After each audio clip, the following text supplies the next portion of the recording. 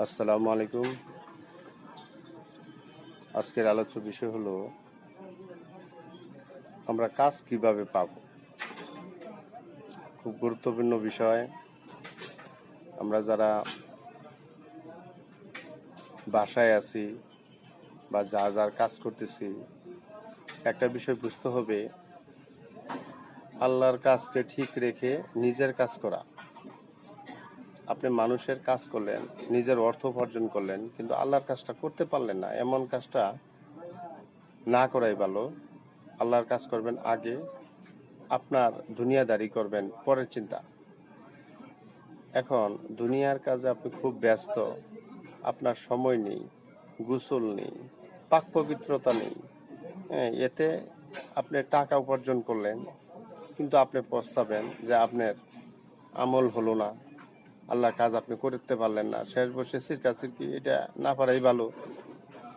প্রথম অবস্থায় চিন্তা করতে হবে যে কোন কাজটা করলে আল্লাহর কাজগুলো সঠিকভাবে আল্লাহ রাসূলের কাজ করা যাবে, এমন কাজ করতে হবে।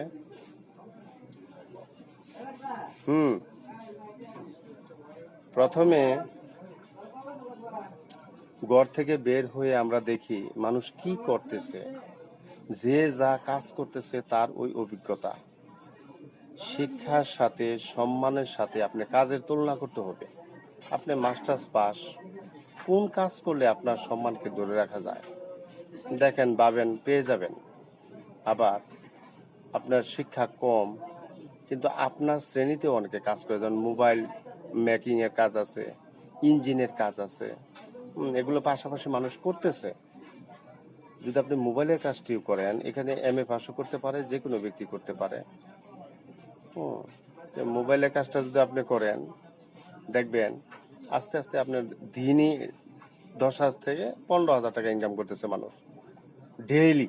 মানে আমি এরকম এক দোকানে গেছিলাম, আমাকে বলছিল, আমি এমন ভাবে আমার কষ্টগুলো শেয়ার করেছিলাম যে ভাই, আমি চলতে পারতেছি না, আমি 20,000 টাকা ইনকাম করি, কিন্তু মাস শেষে আমার কোনো ইনকাম থাকে না। হ্যাঁ, আমার বয়স এরকম থাকবে না, আমার সময় চলে যাবে, যখন আমি দুর্বল অবস্থায় পতিত হব, তখন আমার ইনকাম হবে কম, কিন্তু ব্যয় হবে বেশি।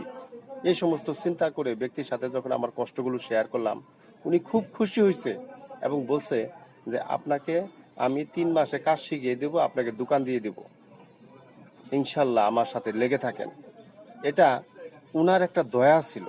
যখন আমি বাড়িতে ফোন দিলাম, সবাই অস্বীকৃতি জানাইলো, তুমি MA পাস, তুমি এটা করবা কেন? কিন্তু দেখেন, এখানে কর্মের সাথে পাশের ব্যাপারটা একটু অন্যরকম।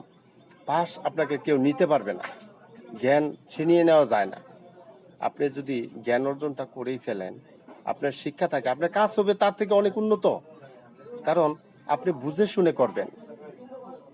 তার মানে এটা না যে আপনি এটা করতে পারবেন না, এমন অহংকার নিয়ে বসে থাকলে হবে না।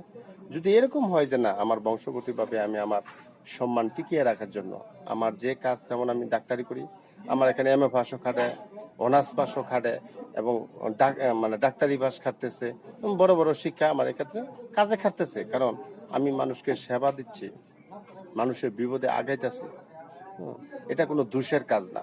আর যদি আপনি মোবাইলও ঠিক করেন, এটা আপনার টেকনিক, জ্ঞান, এটা দিয়ে যদি মানুষকে অল্প টাকায় উপকৃত করতে পারেন, খুশি করতে পারেন, তাহলে ভাই, হ্যাঁ, অনেক কিছু হবে, জীবনে অনেক কিছু করা যাবে।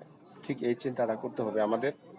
তাহলে চিন্তা করতে হবে যে নিজের অবস্থা থেকে কোন কাজটা করলে আপনার এটা ইভার লাস্টিং হবে, মানে চিরস্থায়ী হবে। এক কাজ থেকে আরেক কাজে যাবেন, আরেক কাজে যাবেন, এভাবে জীবনে কিছু করা যাবে না। আপনি একটাই করতে হবে, এটাকে কিভাবে উন্নত করা যায় তার জন্য বিভিন্ন পরামর্শ, বিভিন্ন জ্ঞান এবং মানুষের কাছ থেকে নরম সুরে, নরম ভাবে নিতে হবে। হ্যাঁ, আগের লাইভে আপনাদের বলছিলাম যে এখানে নিতে গেলে কিছু দিতে হয়। তার মানে ব্যক্তিটা কোন কাজটা পছন্দ করে, সে কি লাইক করে, যেমন তার কাজে যদি হেল্প করেন আপনি, সে খুশি হবে, খুশি হয়ে আপনাকে অনেক কিছুই, হ্যাঁ, জ্ঞানের শিক্ষা দিবে, সে যেন বিরক্ত না হয়। এবং সে বাচ্চাদের অনেক ভালোবাসে, বাচ্চাদেরকে আপনি আদর করেন, বাসায় যান, কিছু কিনে নিয়ে যান, দেখবেন ব্যক্তি আপনাকে অনেক ভালোবাসবে। এই সমস্ত আপনার প্রিয় হওয়ার জন্য চেষ্টা করতে হবে, অথবা তার মনের কথা কয়েকদিন আপনি ভালো করে শুনেন। হ্যাঁ, কারণ তার সাথে যদি আপনি প্রিয় হতে পারেন, মনের মানুষ হতে পারেন, মনের মানুষ শুধু মেয়ে মানুষই হয় না, মনের মানুষ কিন্তু পুরুষও হয়। আপনি জানেন? হ্যাঁ, সত্যি মনের মানুষ কিন্তু পুরুষও হয়। যদি পুরুষের সাথে আপনি প্রেম করতে পারেন, তাহলে আপনি কোটিপতি হতে পারবেন।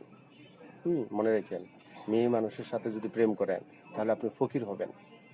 ধীরে ধীরে জীবনে কিছু করতে পারবেন না। আপনার এমন একটা অন্তিম মুহূর্ত হবে, সেখানে আপনি শিশুর মতো দুর্বল হয়ে যাবেন। আপনার চোখের সামনে আপনি দেখতে পারতেছেন অনেক বৃদ্ধ লোক, অনেক বয়স্ক লোক, তারা শরীরে কুলাচ্ছে না, তারপরে কাজ করতেছে। এই অবস্থায় যেন আমরা সবকিছু না বুঝি, বুঝতে হবে আগে, সময় থাকতে, শক্তি থাকতে বুঝতে হবে, জ্ঞান থাকতে। এখন আপনি বিয়ে করতেছেন, অল্প বয়সে বাচ্চাদের মানুষ করতে পারেন, বিবিকে বিবির চাহিদা পূরণ করতে পারবেন, কিন্তু এমন সময় আসবে বিবির দিকে ঘুরাইও তাকাই দেখতে পারবেন না, আর বিবির পিছে আপনি তাকাইও দেখতে পারবেন না, এমন সময় কিন্তু আসবে। হুম, তো আমাদের চিন্তা করতে হবে যে অপর মানুষকে, যে ব্যক্তির কাছ থেকে আমি কাজটা শিখবো, তার কাছে কিভাবে প্রিয় হওয়া যায়। যদি প্রিয় হতে পারি, তাহলে দেখা গেছে আমরা সহজে তার কাছ থেকে ভালোবাসা পাবো এবং কাজগুলো আদায় করে নিতে পারবো।